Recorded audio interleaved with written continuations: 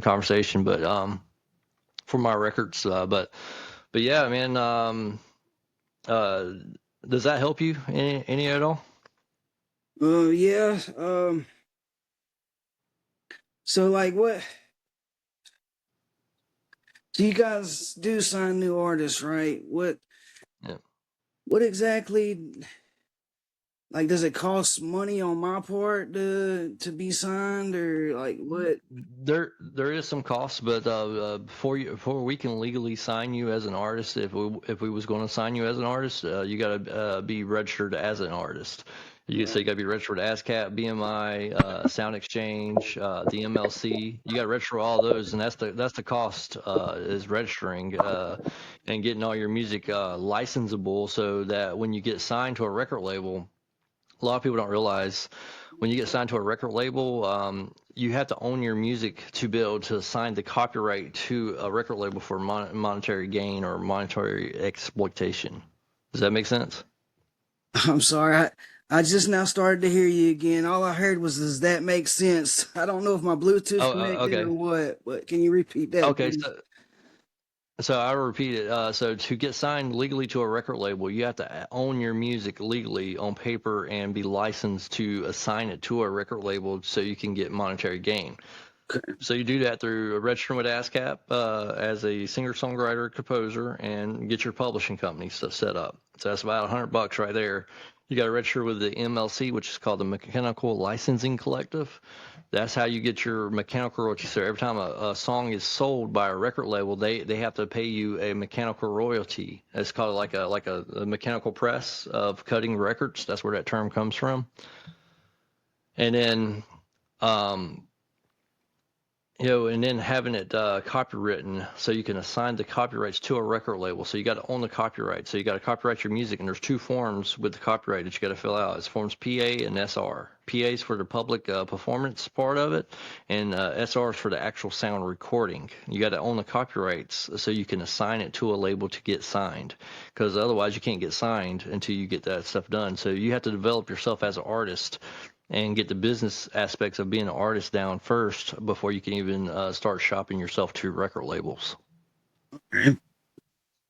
Another question: what would cause my songs to already be copywritten? Like, I've written like 4 songs, and I got the beats from my app, and I know Mm. I written it for a fact, but it came back as copyrighted, and I don't know So why. what happens? What happens with that is a lot of people, they use services like CD Baby, DistroKid, stuff like that, and they don't have a copyright on file, so they can't legally sell it without a copyright being involved. So what happens is when you sign up through those distribution services, if you don't have a copyright on file, there's a company called Rumblefish, and then they'll go copyright your music so it can be sold through your platform. They own the copyright at that point in time until you file the actual copyright with the Library of Congress stating that you own it. And then once you own it, you got to go in on your copyright server and allow what websites are allowed to sell your music, because you control that. Nobody else can control that. So you, as a singer-songwriter and a publisher, will have to control that. So you got to set yourself up to do that. If you're not set up as a company to do that, then they're going to own your music, and then every time you go to try to share it or post it on like YouTube or something like that, you're going to get a copyright strike, and it won't play your music. And that's the reason why that's set up that way. Is because they own the music at that point in time. So when you go through a third-party service like that, you're basically giving away 80% of your earnings out the gate.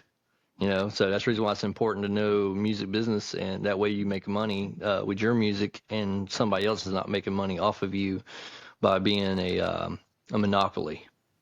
Right.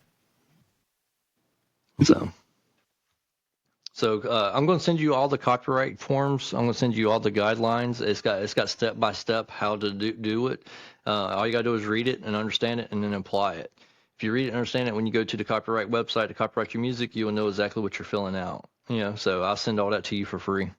Thank you. So we'll get all that. Just if you can, shoot me your email on Facebook, and I'll get you set up on that. All right, I will. Thank you. Yep. And then So that's the big thing if you're going to do that. Now, if you're going to do 501c and do a church-based type worship business and all that, you Mm-hmm. might not necessarily need all these business licenses, but you do need to you need to at least have the performance rights organization and the copyrights. You got to have that. Okay. And then you can develop your own website through like Wix.com. Develop a website and sell your music yourself. Don't be a needle in a haystack and put yourself on Spotify where there's 40 billion musicians trying to make it big. Develop your own website and make 100% of your earnings yourself. So you can use Wix and you can upload your music there and sell it from your own website. It costs about $280 a month for a Wix for a full blown website, but you get to create it yourself and make it the way you want it. Okay. Do you let's say like you heard my music and you like it and I can't afford to copyright it. Would you guys like help me copyright it and I would like give you guys however much I earned on it, you would get like a certain percentage. Would you guys like work with me like that?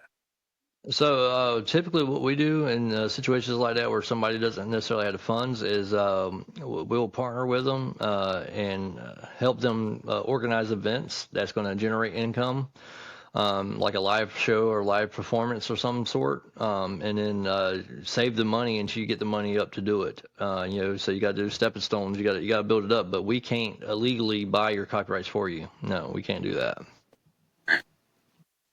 Yeah, so. That's typically what we do when we partner with musicians who are learning, and we like, all right, you got to do XYZ events, to generate XY amount of income to get your goal. So that's what we call setting goals. So right now you want to copyright your music, so you got to do things to generate income to be able to pay for that.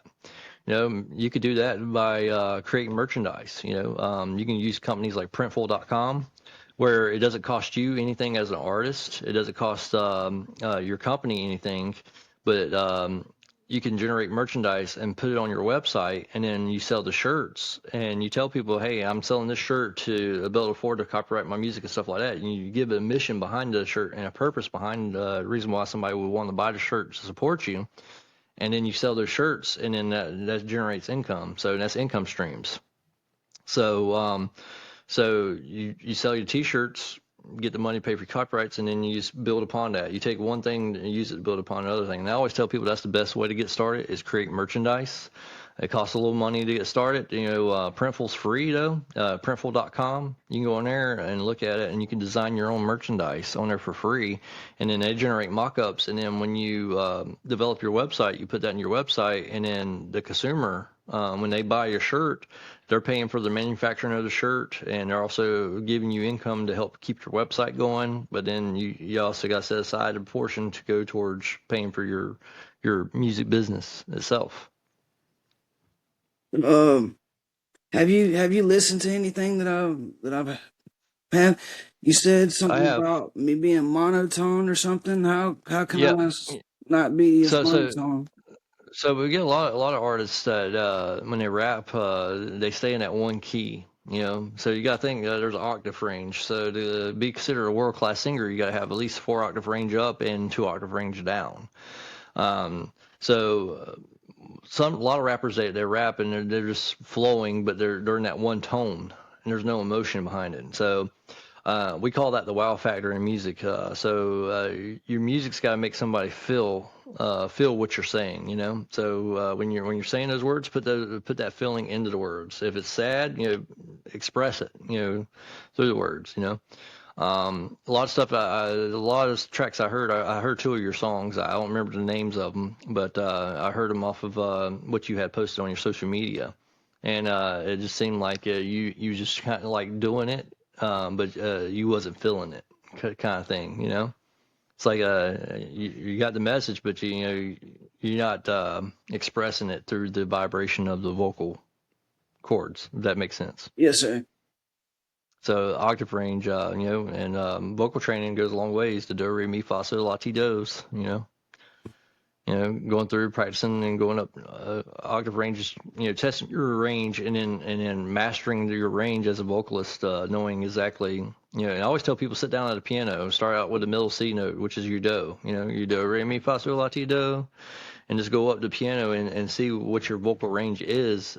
You know, a lot of local artists start octave ranges only two, which is fine. That's fine if you got two, but work on it. Work on it and master your craft. They say it takes 10,000 hours to master a craft. So when you're singing a song, spend hours writing a song and mastering it and to portray the message that you're trying to give out. Because if I can't see you, if I hear the music, I should be able to feel the message and know exactly what you're portraying.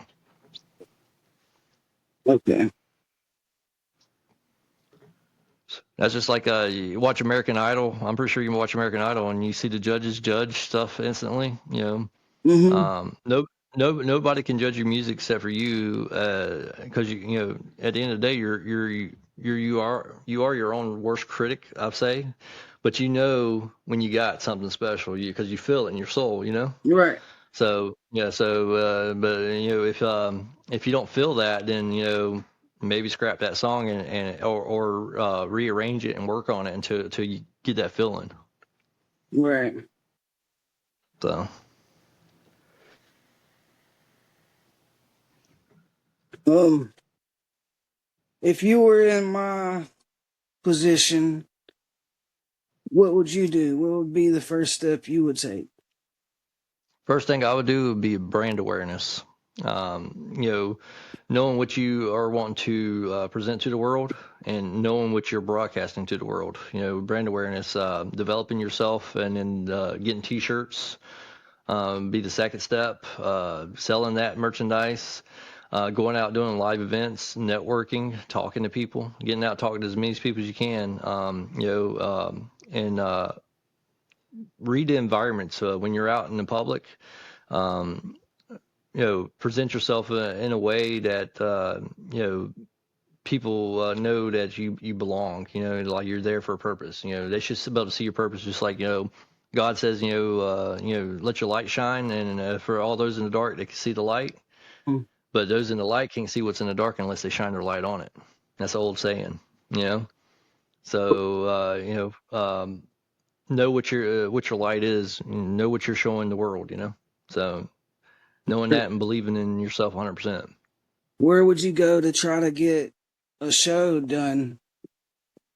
Anywhere that does music, man. So there's a lot of places, like a lot of bars, clubs. They got open mic nights, stuff like that. You can go out and do open mics. The White Rabbit's a good place here in Fayetteville, and you can go out and showcase your music there. And just start developing a network of people. Because at the end of the day, excuse me, five people, and those five people know five people. So you got to generate a buzz, and internet hasn't helped that. In the old days, when I first got in the music industry, we went out and we spread the news of our concerts by word of mouth, by handing people flyers, saying, "Hey, this is my event. Come out and support, and this is the reason why you would like to come out to the event." You got to give people a reason to show up. If you're just putting your music out there and all that, nobody's going to listen to it because it's a needle in a haystack. But if you're out there and you're actually engaging face to face, taking pictures, and being of service to somebody to elevate them up and say, hey, you support my event and this is what you get out of it. Give them a reason to be at the show. Right. It's got to be mutually beneficial, if that makes sense. Yes, sir.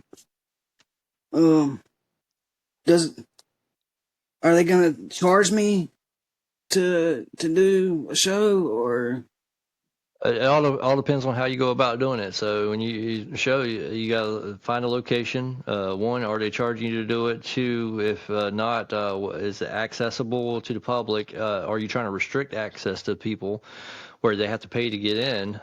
So there's a lot of factors involved. And that goes back down to the who, what, when, where, why, how, purpose. You answer those questions for each aspect you want to do. So a lot of venues, they don't charge you to do a show, but they'll pay you to be there. if you're good, So you go to the open mic nights, find out who the owner of the bars are, stuff like that, or churches. If you're doing Christian stuff, go network with different churches, you know, and then share your message in your songs with them. And if they agree with your message, they'll let you perform most of the time. But if they don't agree with your message, to say, well, we think this part's good, and all that, get the feedback. Don't be scared of negative feedback. Don't let the negative feedback weigh you down. Just let it be stepping stones to success. Because every failure is a stepping stone to success. You know, all the great people, man, there's one step from being bankrupt before they made it big. Like Elon Musk was sleeping on a couch, in his office before he made his millions. He didn't have a house. He was poor, dirt broke, but he kept working at it until he found the solution.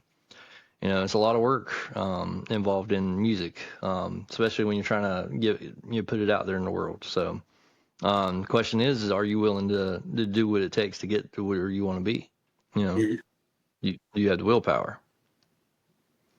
So, but yeah, brand awareness, giving people a reason to be at your shows, and give people a reason to want to buy your merchandise. And it wouldn't hurt to take a class on consumer psychology. Consumer psychology is the science of what makes a person want to buy what they buy. So there's a great lab in Moore County called Click Suasion Labs. Michael Barbera, he runs it. He's also one of the advisors for the Shark Tank TV show. Before they invest into a company, Kevin O'Leary would come to Michael and say, "Hey, will this work?" So he has free labs, free consultations. So clicksuasion.com. What makes somebody want to click on your merchandise? What makes somebody want to click to go to your website? Stuff like that. You say quick what? Click suasion. So Quick it's like switch. persuasion, but it's click suasion. All right.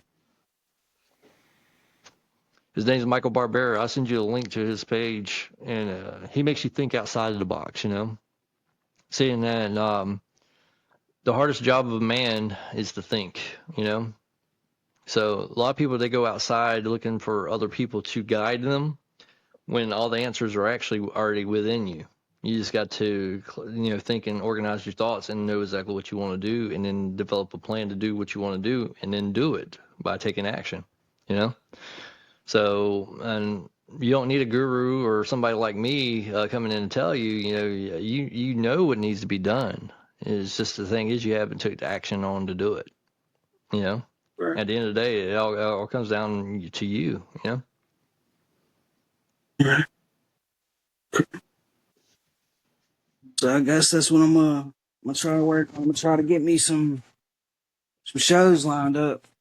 See Get you some shows lined up.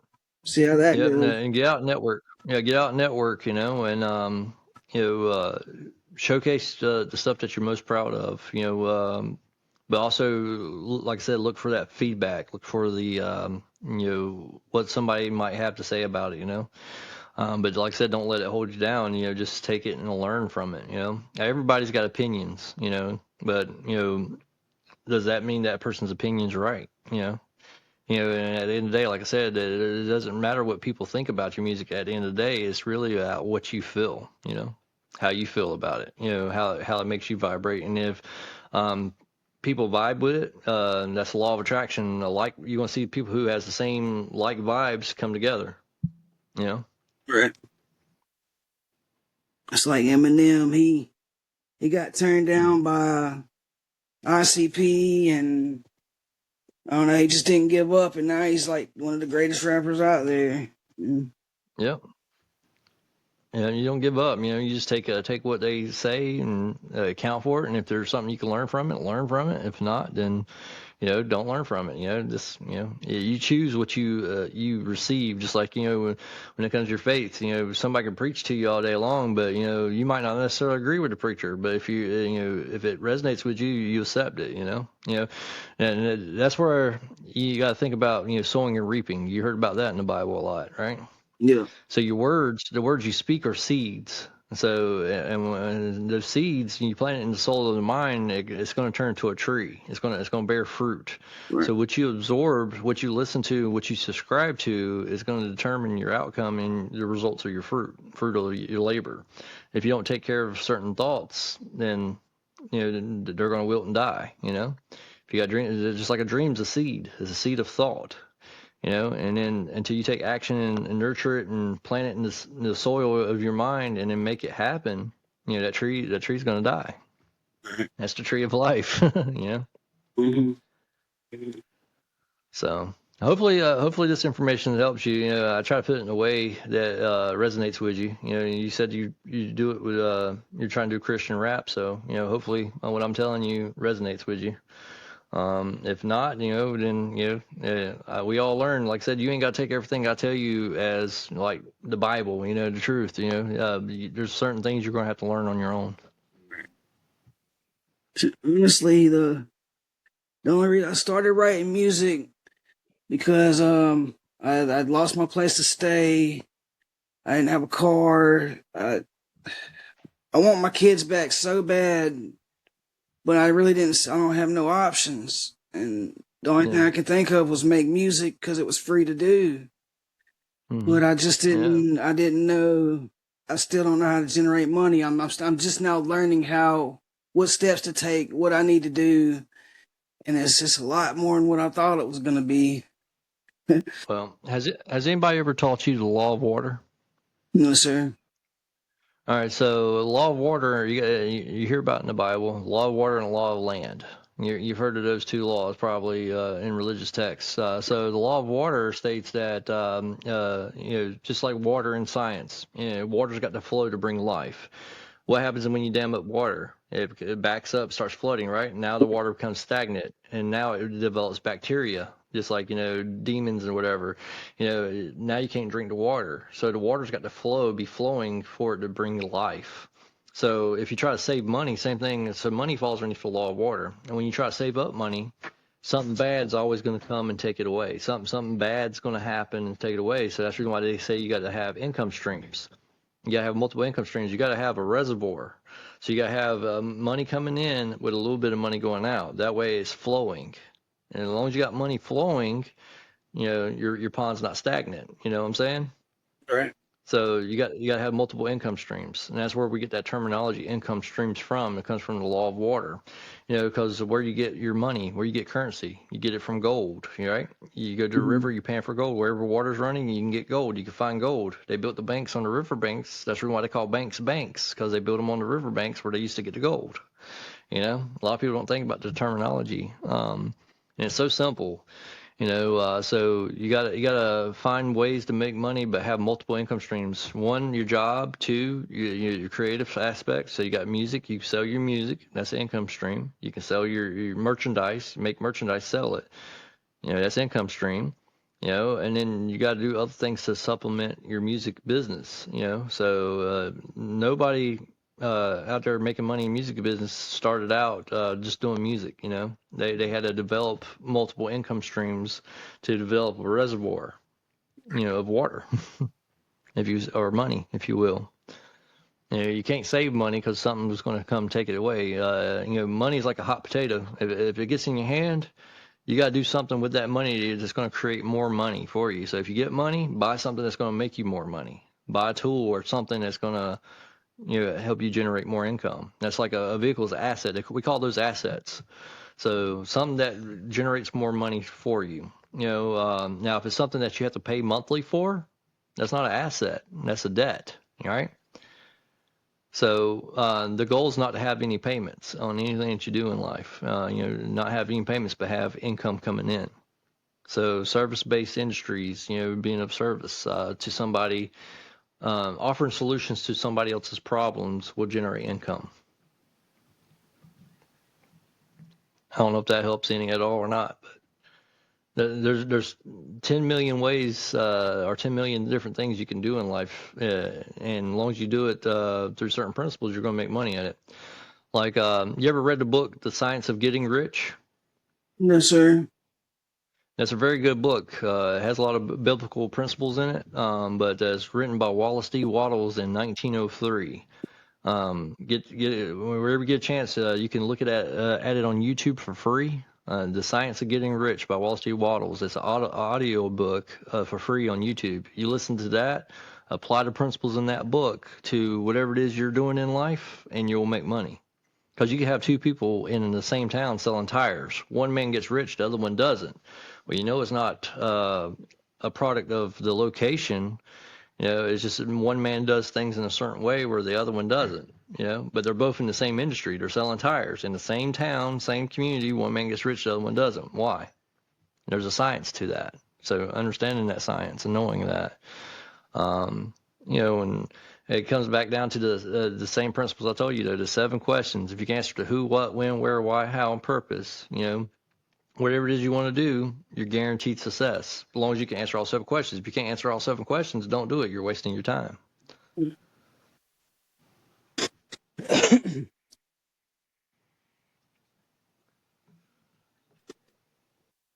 I just been, I don't know, I'm trying to pray a lot more. My biggest problem is I pray for everybody else, but I just don't. It's hard for me to pray for myself because I don't know. I kind of feel selfish when I pray for myself, and Jesus never really prayed for himself. He prayed for everybody else. Well, think about this. You could pray all day long. Nothing's going to result from a prayer without action. And Jesus taught that. You can have faith all day long, but faith without action is meaningless. So whatever you're praying for, you got to take actions on those prayers to make them manifest. Jesus taught that, and that's the law of action and reaction. Law of consequences, law of potentiality. A prayer is a thought that you're putting out to the universe. Like the oldest story of that is Aladdin and Aladdin's lamp. But the old story was, if you go back to the original roots, there's no limit to the wishes. You can have all the wishes in the world, but then there's certain actions that you have to take to make those manifest. Right.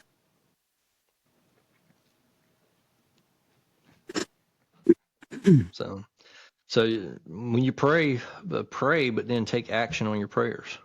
Whatever it is you're praying for, take action on it. And if it's something that you don't know, then you're praying for the wisdom. But when God gives you wisdom, though, He gives you trials and tribulations, tests. It's like going to school. There's a class. There's something to be learned out of everything you do in life. Right. Everything you do in life comes with a lesson learned. And organizations I'm part of, we call that the 12 gates of heaven. There's 12 gates, 12 life lessons, major life lessons you got to learn before you can enter the kingdom of God. Mm-hmm.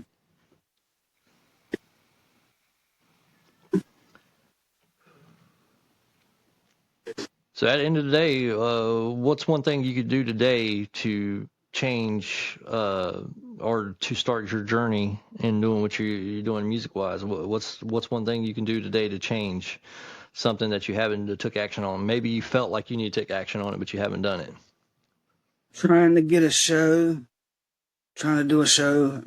I haven't. Try to do a show. I haven't asked anybody or anything. So networking. So networking is everything. It's not about how good you are as a musician. It's not about your talents. It's about who you know and networking. Right. At the end of the day, and so find people that's doing what you want to do. Like there's a lot of good Christian rappers out there. Like Darius Malloy. He's out of Lakeland, Florida. He goes by the name Red Strike. Very good Christian rapper. He's won 16 music awards, and but he's teaching basketball. And he chased a music career for a while, and then he found a place where he's comfortable with. So he still does music, but he's giving it back into the community. Does he make a living? Yeah, he makes good money. He makes about $800 a show when he does a show. So. Finding what you need to get to where you want to be, and knowing your limits. That's another thing too. Know where you're comfortable at. Sometimes stepping out of your comfort zone comes at risk. You might be putting everything on the line, and again, you might gain the world, but the thing is, it ain't about the world, at the end of the day, what's that saying? Woe to the man who gains the world but loses his soul. So, you got to do what feeds your soul, man. Yeah. He said, Jesus said, if the world hates you, just remember it hated me first. Exactly. Yeah. That's right. That's absolutely right.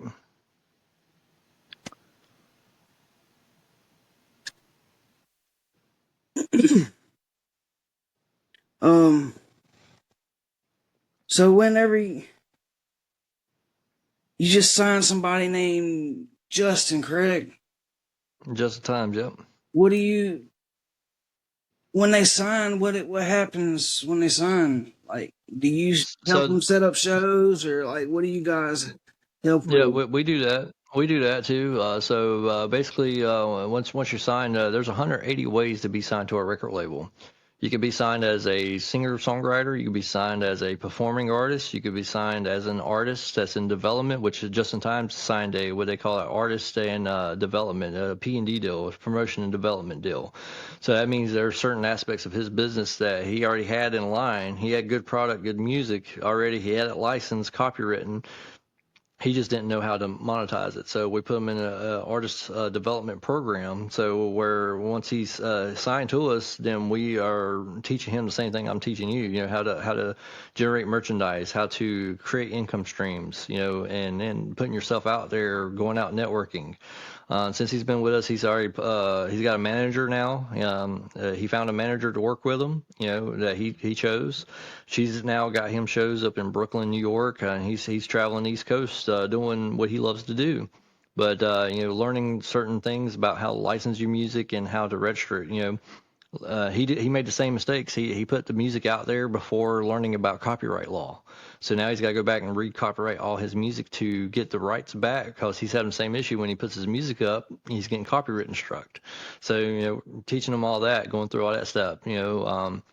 So he copyrighted music, but he didn't copyright it in a way that he owned it, if that makes sense. So he has to go back and redo all that stuff. So he's got to go back and do a lot of paperwork, and he has to spend out a lot of money to regain what he's already lost.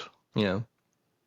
So a lot of artists make that mistake. They put their music out there first without learning the laws and the music business side of it. So, and that's where we're at with him. He's in the development phase with us. He's our first signed artist.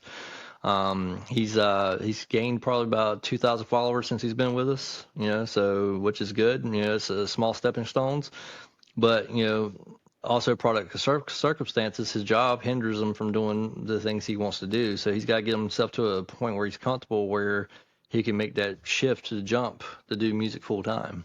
And some people are not comfortable doing that. They're not comfortable putting everything on the line like that. So you got to build it up to the point where, if you make that jump, you're good for at least 2 or 3 years, in savings and money, income and revenue streams, where that if the worst of worst happens, you got enough there in your reservoir to sustain you until you can get back up on your feet.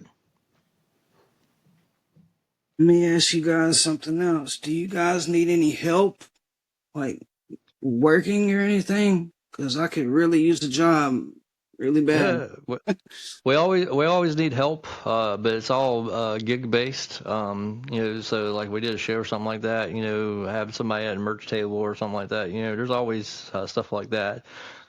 It don't pay a lot. It's not enough for to be considered a job. It's considered gig work in music. Unfortunately, there's not enough locations here locally where we operate out of to do it full time. So we do it as a gig and a hobby, basically. So, we go out to a show. I've spent 20 grand on a show, and I've made 20 grand on a show and break even. Oh, and I've lost 15 grand on a show before. So it's a hit or miss. You never know. But at the end of the day, I learned from my own mistakes. When I lost money, I realized I didn't go through and answer the who, what, when, where, why, how, purpose. I didn't answer all the questions, and when I do that, I fell. But if I answer all that, then I make money. I've made 20 grand before on a show before, booking national acts with local acts. So So it all comes down to the science and exactly what you do and how you do it. That's everything. Having a business plan for everything you do and executing it and sticking with the plan. And then if something don't work, learn from it and don't do it again.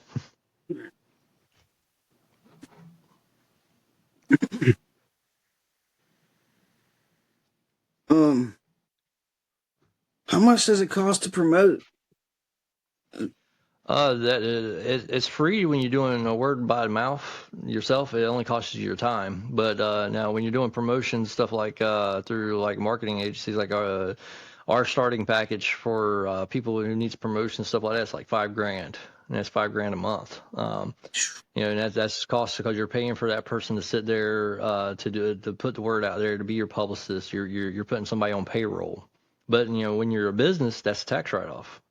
So generating a team too is key. Having key people that work for you, that will volunteer their time to work for you, is good. It's not going to cost you an arm and a leg, but throwing them money when you can is good. If you ain't got a team, you need to develop a team around you of people who are like-minded professionals that would go in and go above and make things happen. We call them move makers. Just like a missionary is a missionary, they go out and they're making things happen. They're going out spreading gospel, but doing whatever. Same thing when it comes to music. You got to have missionaries in your group to go out and spread the word. And yeah, it costs us money. So the average cost of promotion for somebody to go platinum is about $50,000 a month. Yeah. Mm-hmm.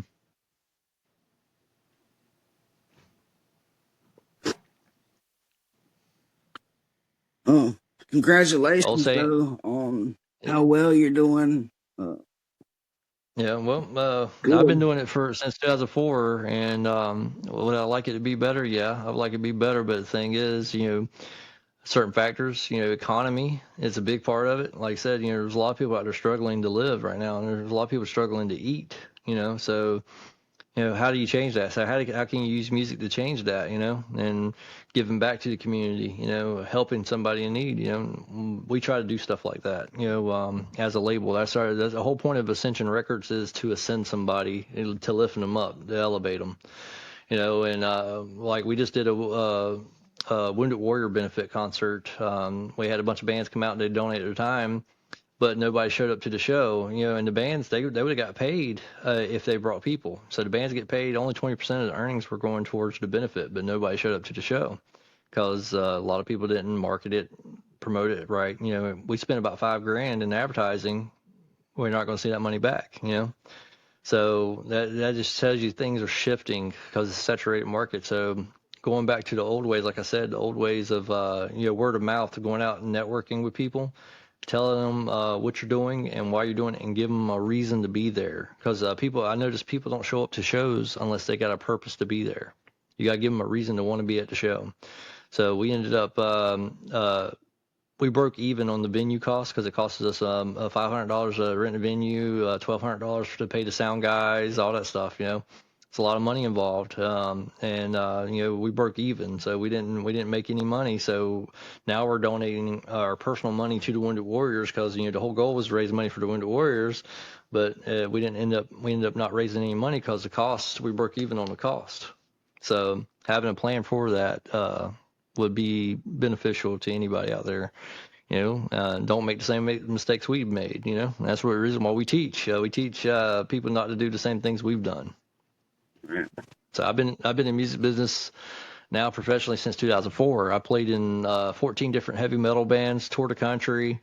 Was offered $1 million contract with Century Media. Ended up losing out on it because the drummer I had at the time got so nervous that he decided to go do drugs for the first time in his life, and he missed a show. Cost me and my singer $2,000 each to pay for the spot that we was at. And we had to pay the record label Century Media for their time, for wasting their time. So it happens. Yeah. Now, the what if of that, if the drummer did show up and we got the $1 million contract and then we were $1 million in debt, you think about that. So, that might have been God working for us in our favor, saying, hey, your drummer's not going to show up because this ain't meant for you at the time, Right. So and that's the thing. So, just because something seems good don't necessarily mean it's good. Anything could have happened out of that. We could have got famous, toured the country, and then next thing you know, everybody was facing some kind of challenge or suffering or something. So there's good and bad that comes with everything.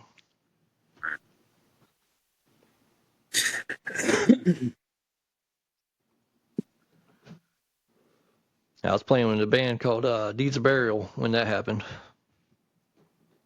We was kind of like it was like a nine member band, kind of like Slipknot. We did the theatrics and the mask. We had blood effects, pyrotechnics, stuff like that. You still play with So, those guys sometimes? nope. No. After that, the band broke up after that due to people having arguments and lawsuits, stuff like that. And that comes down to when you have a team. That's something very important to know too.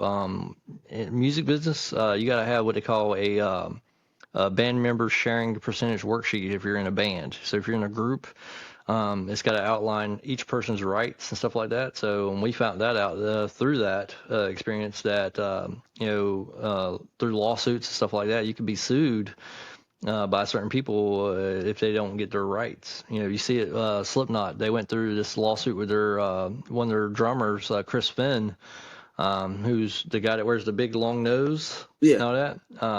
He didn't understand why that Corey Taylor and Sean Crahan was getting all this money from merchandise and he wasn't getting a cut of it. And he's in the band. But it came down to when they structured a band, the who, what, when, where, why, how purpose of each band member, what their rights were, who had the right to be a contract signator, who had the right to merchandise income, who was the founding members of the band. Outlining the rights of each artist was important.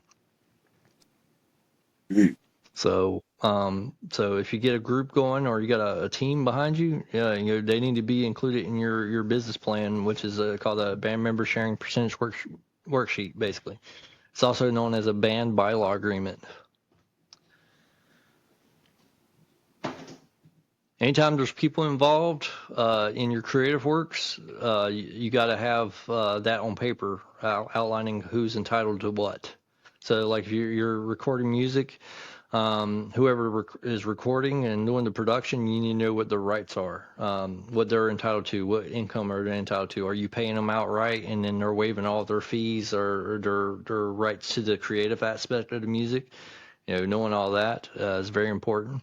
If you got a drummer, beat maker, is the beat maker getting his royalties or is he waiving it? You as a vocalist, what's your rights as a musician? As a performer, what is your rights? So knowing what your rights are is very important.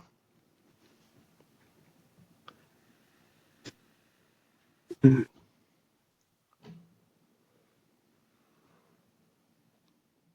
appreciate all this information, and I appreciate your It's time today. it's a lot, man. It's a lot to absorb, I know, but small steps at a time. So getting those books, a very good book, we call it the Bible of the Music Industry, is All You Need to Know About the Music Industry by Donald S. Passman. Get a copy of that, read it, and apply it. So, It's about $50. what was the name of it again? It's All You Need to Know About the Music Industry by Donald S. Passman. All right. So, cool thing about my organization, we teach everything you need to know that you learn in a 4-year music business degree. We teach in 2 weeks. So, and a lot of people, they go to school for music business and they end up getting in debt, and then they can't do what they want to do because they're in debt to the colleges, and it's sad. I'm still paying on college to where I went to college in 2009. I went to college thinking I was going to learn something new, and I didn't learn anything new. Everything, because I started my record label, Brutality Records, back in 2005. I already learned everything by doing it.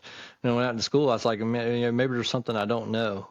And I went to the school thinking I was going to learn something. And one thing they did teach me was networking is everything. Networking is everything. Everything else, though, when it comes to music production, all that stuff, I already knew it. And I was one of the few students that was a freshman that could walk into the studio and run everything in it because I've already worked in multi-million-dollar studios and been all over the place, traveling, doing music. And a lot of my peers when I was in school, they was like they looked at me, they judged me like how did you come in as a freshman and get access to the main studio and get in there and work where we have to wait 3 years of our college degree to even get in.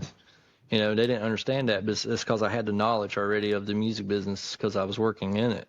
You know, I kind of put the cart before the horse. I went and did the music business first and then came to school after the fact. And, that was one of the greatest mistakes I ever made in my life is to go to school for music business when I found I can go buy a book from Barnes & Noble and learn the same thing that they was teaching in the college degrees for $50, which is all you need to know about the music industry by Donald S. Passman. So it's crazy. I still owe 19 grand on it. Been paying on that for over 10 years now. It's crazy.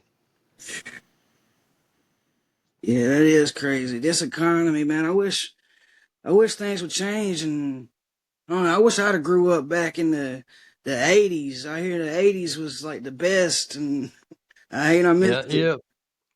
No musician will see the level of success that the bands did that came up in the 80s, like Korn, Metallica, Slipknot. No band will ever see that amount of success because the industry has changed so much since then.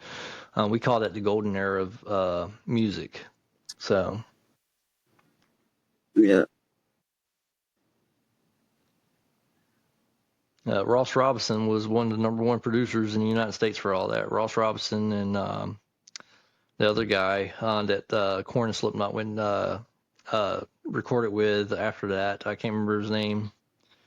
It saved my life, but Ross Robinson was the goat of the day, So, yeah.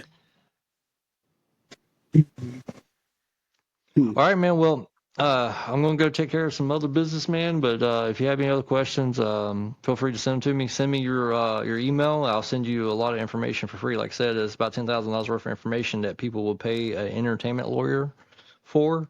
I'll give you for free. And we do that through San Jose Community College and Fayetteville Tech. So they offer that stuff. They pay us to teach. So it's free to use. So you get all that information for free. All right. Thank you so much, buddy.